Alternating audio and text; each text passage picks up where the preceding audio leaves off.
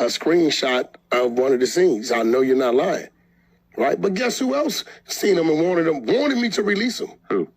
Big U. Why?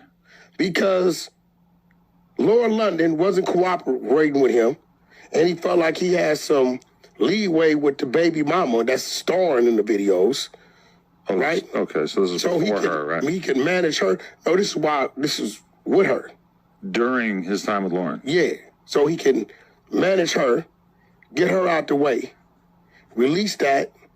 Then in the flip side, he wanted me to turn around and go at the Nipsey Hussle estate and sue them for 30% of his contract. And he wanted me to make it look like I brought out his contract and now I'm going after his estate. I said, bro, check this out. I'm not releasing the tapes, right? I'm not doing that. Dude got kids. Me and Nip ain't had no problems. On Paru, we ain't had no problem. We used to talk on the phone, right?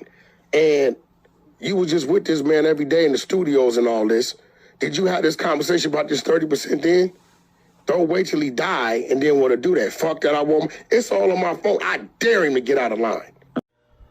What's good with it, YouTube? It's Coffee tapping back in, man. And what do y'all think about that? What WAC's saying there, this whole scenario that he's laying out about this tape that WAC has stashed in the cut. Still so bizarre that WAC allegedly has all these private tapes of different individuals. Who else was he talking about? Oscar De La Hoya and someone else. I can't recall. If you do, hit the comments with it, man. But I do believe that WAC didn't intend to leak the tape, or really even intend for the whole world in the blogosphere to hear or know about it, right? Because if I'm not mistaken, the whole way that we all became privy to this information was from a leaked private phone call that WACK100 was having. And am I tripping? Am I right?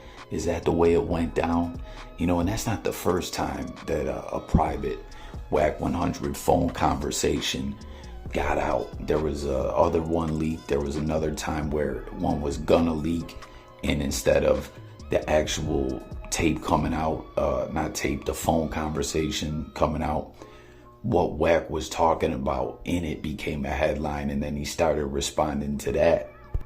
So pretty much all the time when WAC100 is on the phone, he's talking about motherfuckers' business and, you know, just running his mouth about a lot of different people, a lot of times to a lot of different people. And this tape, or this call, I keep saying tape, this call that we're speaking of regarding this whole tape and the Big U stuff was to someone he just started talking to. You know what I mean? Like, I believe it was only his first or second time talking to dude. So WAC's one of them cats, man, that just can't hold water for nothing. He's always got to talk about everything he hears and thinks he hears. He's just more or less has the verbal habits when it comes to the phone of like a high school female student. You know what I mean? He's got to be on a chat line type ish. Makes sense with all this Clubhouse communications he always has going on. But back to what I was saying, I don't think he was gonna leak it.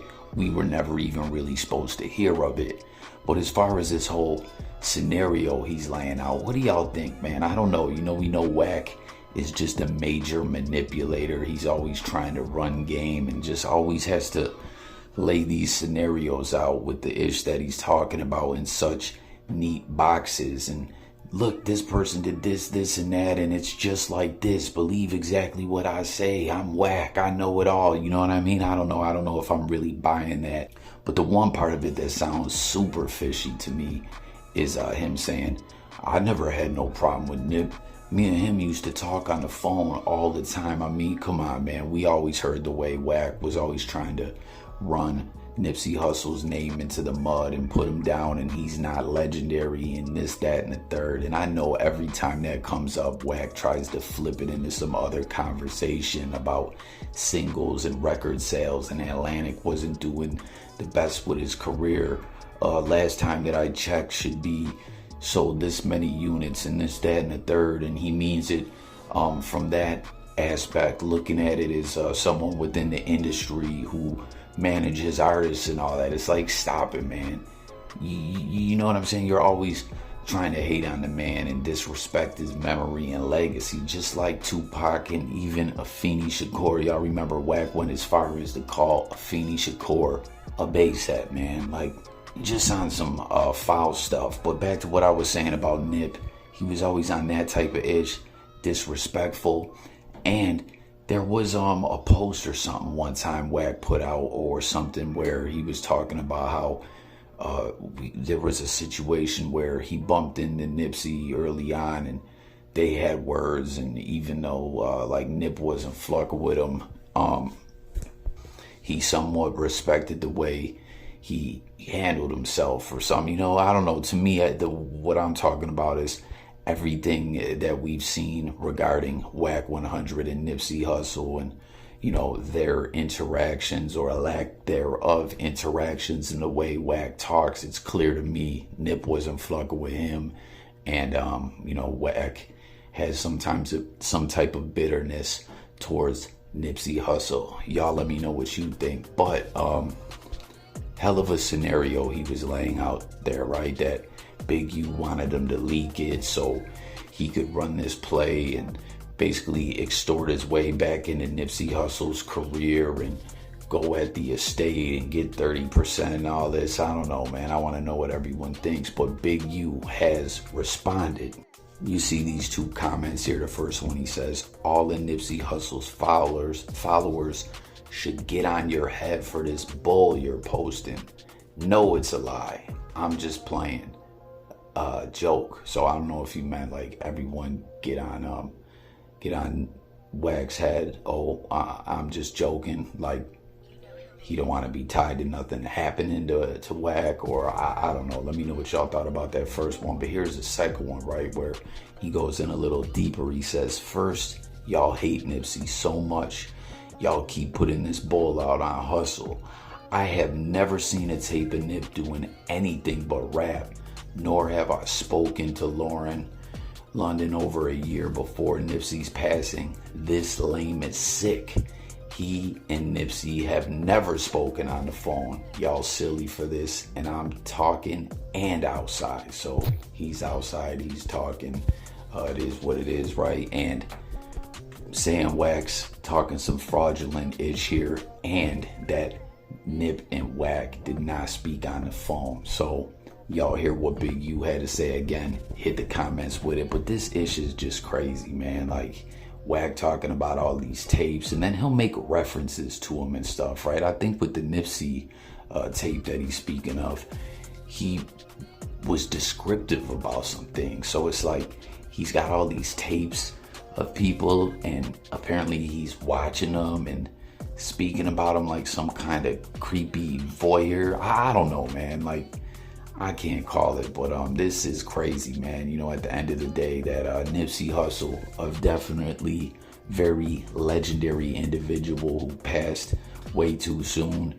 That whenever it's, I mean, don't get me wrong, other stuff comes up in the headlines regarding Nip, but it's like whenever WACK opens up his mouth and brings up Nip, it's some old ish like this, you know? It's a damn shame. Let me know again what y'all think.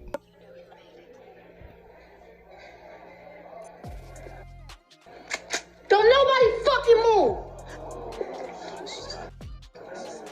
This is a fucking robbery! Yeah. Hold me down, mama. Let's believe in me, daddy. Know what you about to do. Secure another win just to bring back in the power you. The other dude I was We with. ain't talking about the coward buzz. You my little sis. Turn the pussy to sour fruit. Never that. Let me rap. Fuck the cap, cause girls is too. Remember that? Yeah, you know just how to act. Oh yeah, you learn from the best. So that's a fact. Nigga violate you, I'm a black. Be cautious. Was raised by teachers. That was flawless. To make them nauseous. Forget about the flaws. You know I'm gorgeous. Talk that shit. Love it when I talk my shit. You know just who the boss is. So this joint right here goes hard, man. Busta and Coi Leray. I didn't even know that was Coi Leray at first, man. This is a good look for her, for getting up out under her pop's shadow. As we know, Bezino took a lot of L's. Hell, we used to just talk about WACK. Y'all remember when WACK was like fucking with Zeno? Then, you know, like they were on some comrade type ish, rocking with each other. Then next thing you know, Wack was talking about Zeno was an undercover transformation collaborator, we'll say, But aside from that, all the other ish, Bezino just not, it's like his Coi Leray being the child of a individual in the industry has hurt her more than you would think it could help someone trying to get their foot in the door, if that makes sense. Y'all let me know what you think, man. But I think this joint goes hard. It's a banger. It could definitely help push her career. I'm just feeling this song heavy, man. Like Busta, one of my favorite artists from early on, The Coming, When Disaster Strikes, Extinction Level Event, and on. I was still fuck with Busta Rhymes, but in my early stages of really falling in love with hip-hop, Busta Rhymes was my favorite artist and for many years, and it's dope to see him still here in 2023 putting projects out, dropping dope music, Like, he definitely has changed up a bit over the years, but still kept like his original style, I guess we could say. I don't know, but and as far as sampling has always been a part of hip hop and music and all that, but and covers and stuff like that. But there's been this trend where individuals kind of in a way are like redoing songs that aren't that old, if y'all feel me, like hip hop songs. And I don't know, this obviously is Foxy Brown and Jay-Z, but I think they did this in a way that is lit. I don't know. I'm just rocking with this, man. Y'all let me know what you guys think. Although he plans to move to professional MMA in 2024, Jake Paul returns to the boxing ring for the third time Friday night, this time not against a former UFC fighter. Relative unknown Houston-based Andre August is the opponent. Luke Thomas, what does this fight mean for Jake Paul's boxing career? Not necessarily a ton. There certainly isn't a lot of pomp and circumstance with this. This is not the same kind of thing as it is when he's fighting, not exactly the KSIs of the world, but, this kind of influencer market. This is completely removed from that. He's trying to fight a boxer, 35 years of age, by the way, who ostensibly has a lot more experience at 10-1, and he does, right? He is in a bit of a different category in that sense, but a lot of the guys he's fought and have losing records. This is not exactly the best opponent he's fought. I think it's just about keeping busy, moving the chains.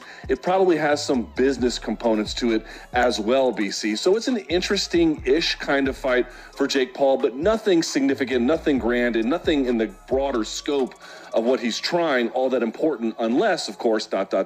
he were to lose. The 35-year-old August is 10-1-1 as a professional, but he took a 4-year break entering into this calendar year. And for Jake Paul, we saw him lose against professional boxer Tommy Fury to open, rebounded against Nate Diaz, back in here against a real boxer with hopes one day of maybe Canelo Alvarez. We'll find out Friday night in Orlando. The Jake Paul boxing experience continues. Who you got, man? Jake Paul, Andre August. I can't say I know much about him. Y'all heard the take there about this fight that dude's 10-1-1, took a couple years away from the sport of boxing, and then now Jake Paul decides this will be his next opponent, that it's a different type of opponent from his previous opponents, where a lot of them, where ex-MMA fighters or fighters up there in age or whatever, and that this fight is more about business and keeping the chains moving, keeping things going on. That I don't know, it kind of felt to me like they were saying this is a filler fight on Jake Paul's career here, that he's just keeping it moving, more or less keeping it pushing is what I thought. But what if he flucked around and lost to this dude? You know what I'm saying? You see him wilding out in the pre-fight stare down in the press conference. I don't know, man. I didn't hear that neither. That was the first time I just heard that Jake Paul's going to switch it up and go to MMA come 2024. Interesting. And, only one L on his record being Lil Fury, so Let me know what you guys think of the fight, who you got. That'd be crazy though. What if this dude got the KO, or not even just a win, pulled off the upset? That would certainly be something, man. And last up, legendary actor who passed away. I did a video speaking a lot more about him, his acting skills and stuff like that. I'll link that below if you have not seen it. You know, at the time, right away when he passed, word was just coming out that you know, he had a short battle with an illness and passed away, but now we found out that that illness was lung cancer, man. So RIP to the legend. That's it for this one. It's Coffee, and I'm gone, y'all. Peace.